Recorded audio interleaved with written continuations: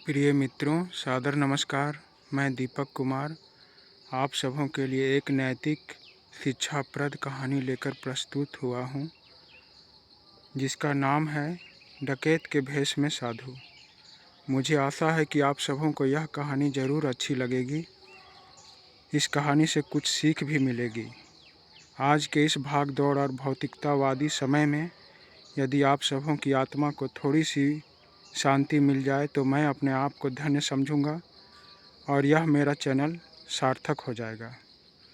मित्रों, यह कहानी चोर के मन में बसे साधु की है। जैसे आजकल साधु का मुखौटा पहनकर भीतर से चोर हमें मूर्ख बनाते हैं, उसी तरह यह कहानी चोर के मुखौटे के अंदर बसे साधु की है। मित्रों, यह रोचक कहानी को अंत तक ज़रूर सुनें, क्योंकि कहानी बिल्कुल अनूठी है। मित्रों, यह बात उस समय की है जब राजा महाराजा राज्य को संभाला करते थे। एक राज्य का कुछ भाग में जंगल का क्षेत्र पड़ता था। उस जंगल में सीधे साधे लोग रहा करते थे। भले ही उनकी आबादी कम थी, लेकिन वे लोग आपस में मित्रता भाव से रहते थे। वे एक दूसरे के सुख दुख में साथ दिया करते थे, और जब कोई मुसीबत में होता था तब सभी लोग मिलकर उसकी सहायता करते थे। लेकिन राज्य की आबादी से दूर जंगल में रहने के कारण राजा की दृष्टि से वे दूर हो गए थे। राजा भी अपने राज्य की आबादी वाले क्षेत्रों पर ध्यान दिया करता था। राजा ने जंगल वासियों से ध्यान हटा दिया था। उस जंगल की एक विशेषता यह थी कि वह जंगल राज्य के बीचों बीच में पड़ता था, यानी कि नगर से आने जाने वालों को जंगल के मार्ग से होकर गुजरना पड़ता था। उसी जंगल में कुछ डाकुओं का एक झुंड भी रहता था। वह डाकुओं का झुंड उस जंगल के रास्ते से होकर गुजरने वाले व्यापारियों अमीरों को लूटा करते थे, और व्यापारियों अमीरों से लूटा हुआ धन को बिना अपना पहचान बताए उस जंगलवासी गरीबों में बांट दिया करते थे।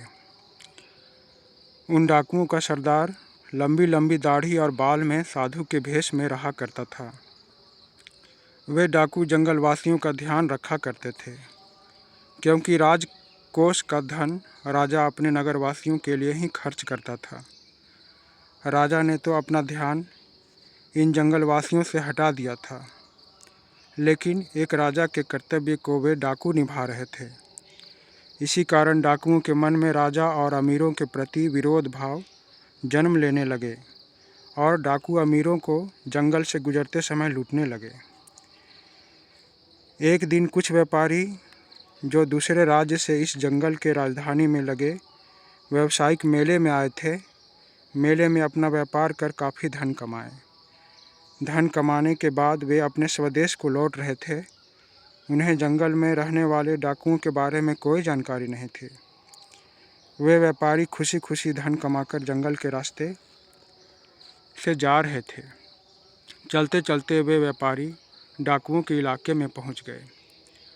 डाकुओं के खबरी ने सभी डाकुओं को व्यापारी आने की खबर दे दिया। सभी डाकू सक्रिय होकर चुपके चुपके घेरा बनाकर व्यापारियों को घेर लिया, और देखते ही देखते सारे व्यापारी डाकुओं के घेरे के अंदर आ गए। सभी डाकू व्यापारियों के हथियारों से डराने और धमकाने लगे। व्यापारी डर के मारे थर थर काँपने लगे। तभी एक व्यापारी उन डाकुओं के नज़रों से बचकर अपने धन से भरी थैली को छुपाकर वहाँ से धीरे धीरे भागा, और डाकुओं के घेरे से भागकर दूर में बने एक तंबू में जा घुसा। वह व्यापारी भागते भागते काफ़ी थक गया था और डरा हुआ था। तभी उसने देखा कि उस तंबू के अंदर भस्म लगाए बड़ी बड़ी बालों और दाढ़ी में एक साधु माला जप रहा है। उस व्यापारी के ज़ोर ज़ोर से हाँफने की आवाज़ सुनकर वह साधु क्रोध में आकर उस व्यापारी से बोला कि तुमने मेरे जप में विघ्न क्यों डाला? आखिर तुमने मेरे तंबू में घुसने की हिम्मत कैसे की? इससे पहले साधु अपना क्रोध में कुछ और बोलता व्यापारी ने अपना धन से भरा वह थैला उस साधु को संभालने के लिए दे दिया और कांपते हुए साधु से कहा कि यह मेरे पूरे 1 साल की मेहनत की कमाई है जो मैंने राजधानी के मेले से अर्जित किया है। यह धन के रूप में मेरे पूरे परिवार की रोटी है।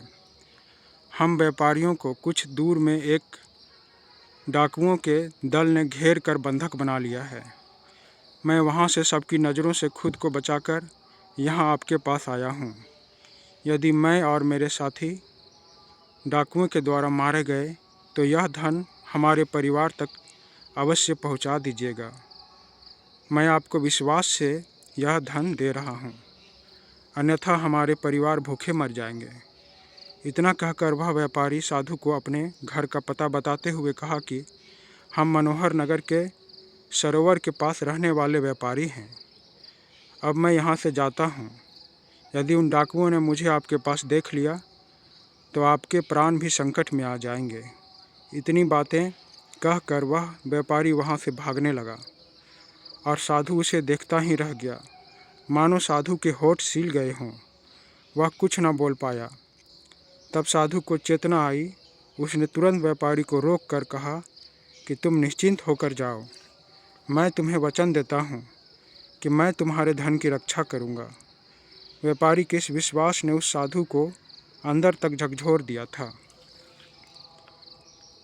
वह साधु कोई और नहीं, डाकुओं का सरदार था। वह सरदार का अब हृदय परिवर्तन हो गया था। वह यह सोचने पर मजबूर हो गया कि जंगलवासियों को राजकीय सहायता नहीं मिल पाने से हम जो व्यापारियों को लूटते हैं, क्या वह सही है? वे व्यापारी भी तो मेहनत से धन कमाते हैं। इन सब बातों पर विचार करने से सरदार काफ़ी परेशान हो गया। अब उसे अपने किए पर पछतावा होने लगा। तभी सरदार को व्यापारियों के चीखने की आवाज़ सुनाई दी। वह भागता हुआ डाकुओं के पास आया तो उसने देखा कि उसके साथियों ने व्यापारियों को बंदी बनाकर मार पीट रहे हैं। सरदार का हृदय परिवर्तन होने के कारण वह अपने साथियों को आदेश देते हुए कहा कि रुक जाओ, इन सभी व्यापारियों को इनका धन लौटाकर इन्हें छोड़ दो, इन्हें इनके घर जाने दो। यह आदेश सुनकर साथी डाकू एक दूसरे का मुंह देखने लगे। वे अपने सरदार से ऐसी आदेश सुनने की आशा में नहीं थे।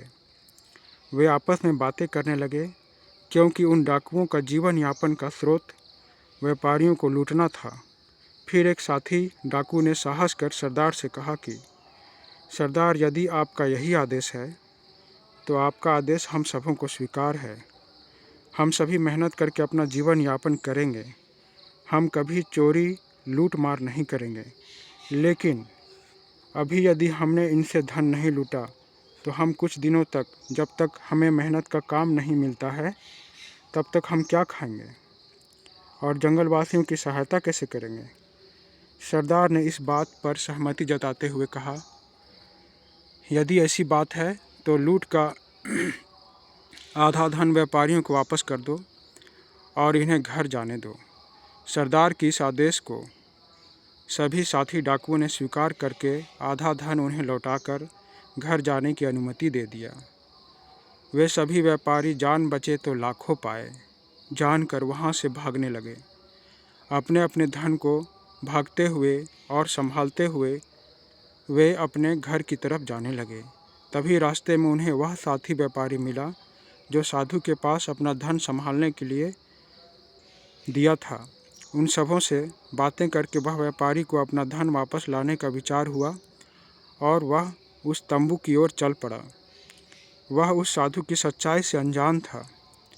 उसने हिम्मत करके सरदार के तंबू में आकर अपना धन मांगना चाहा, मगर व्यापारी की आंखें खुली की खुली रह गई, क्योंकि उसने अपना धन जिसे संभालने के लिए दिया था वह साधु नहीं बल्कि सभी डाकुओं का सरदार था।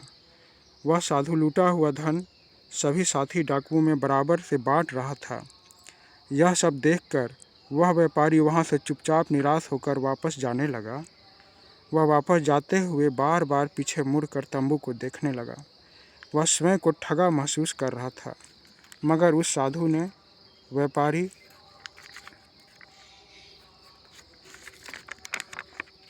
व्यापारी को जाते देख लिया था।